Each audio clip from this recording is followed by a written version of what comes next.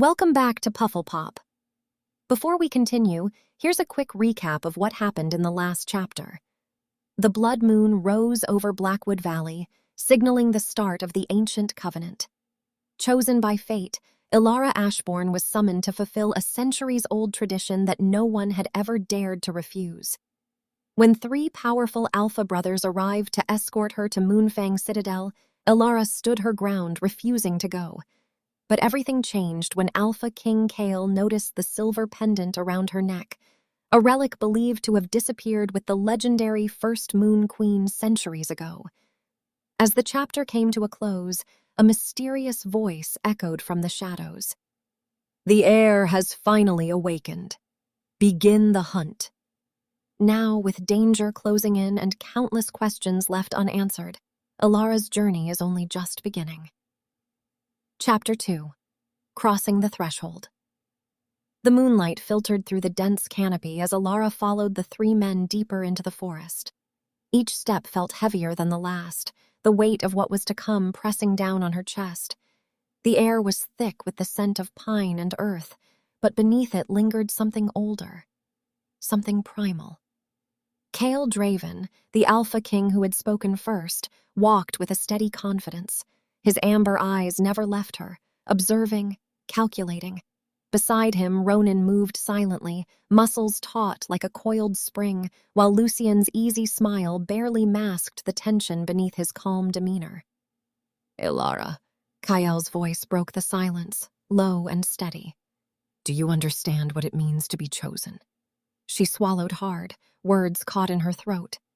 "A duty, to cross into your world during the blood moon, to uphold the covenant between our peoples." He nodded. "Yes, but it is more than duty. It is sacrifice, and it is danger. The blood moon draws out the old forces, powers that have been dormant too long. You must be ready." Elara's gaze dropped to her hands, fingers brushing the silver pendant that pulsed faintly against her skin. "I don't know if I'm ready." "None are," Ronan said quietly, "until they're forced to be." The path grew steeper, the trees twisting into grotesque shapes as if warning them away. Shadows lengthened and seemed to move with a life of their own. Elara's heart hammered against her ribs, but she kept her footing.